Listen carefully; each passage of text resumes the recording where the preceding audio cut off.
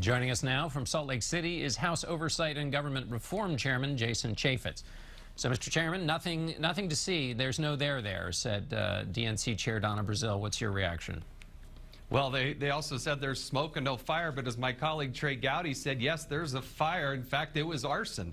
I think the public has the right to know. We certainly have been asking for these documents since 2012, and if Hillary Clinton wants to come clean, and she hasn't yet, most everything she said about this has turned out to be a lie.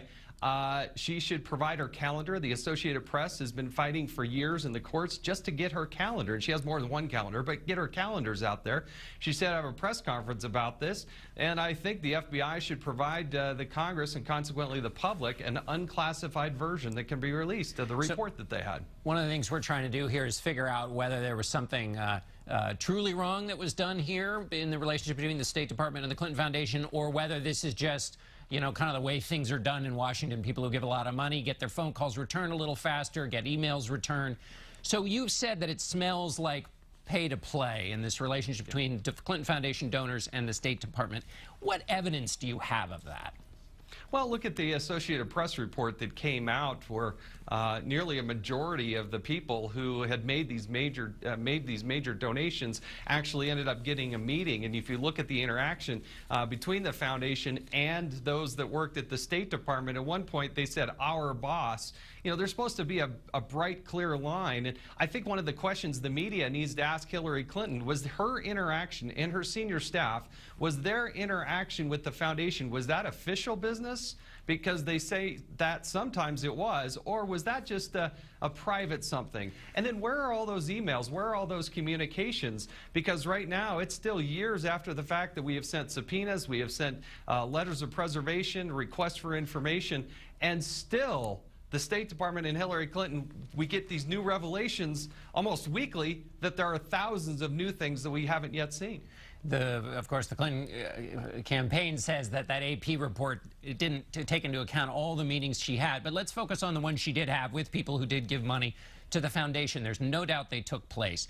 So I guess the question, though, is to do pay to play, don't you have to show that the State Department did something, that there was some action was taken as a result of a request by somebody who gave a lot of money? And in this case, what in your mind is the action that was taken? What policy was changed, or what action should people focus on when they're looking at this linkage?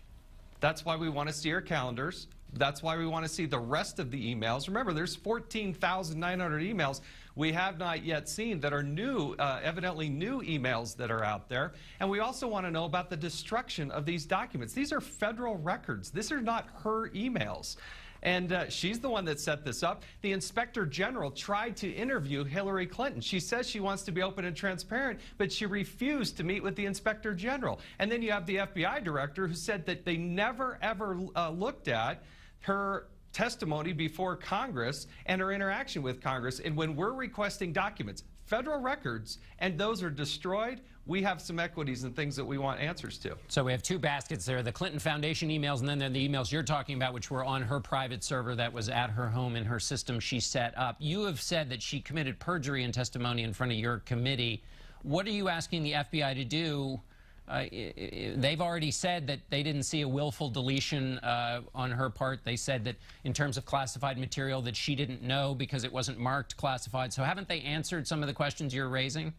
No, to the contrary. The FBI director said that they known or should have known that the information was classified. Remember, at the State Department, there are two different systems. One system is a classified system, and one of the key concerns we have is how did the information on those classified servers get over onto the ones that were not classified? From our vantage point, it's one of the largest breaches of security in the history of the State Department. We got to make sure that people aren't just walking out the door with literally hundreds, if not thousands, of classified bits of information that then make their way into a non-secure setting. And when Hillary Clinton herself allows people without the proper security clearance to have access to that information, again, that's a self-inflicted breach that she put upon the country that put people's lives in jeopardy. On that question, which is the lawyers she hired to delete emails from her private server, are you saying the FBI dropped the ball? Because surely they were aware that these lawyers were looking at this information. Did they drop the ball in their investigation?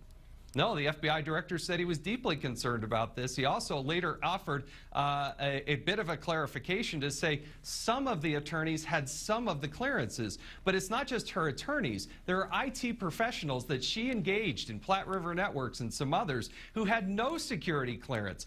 And yet when the FBI provides us those documents in a secure, in this SCIF, so-called SCIF, in a secure place, they redact those names. We want to know who those people are. They don't have the proper security clearance, and she gave them access to classified information. All right, Chairman Jason Chaffetz, thanks so much for being with us.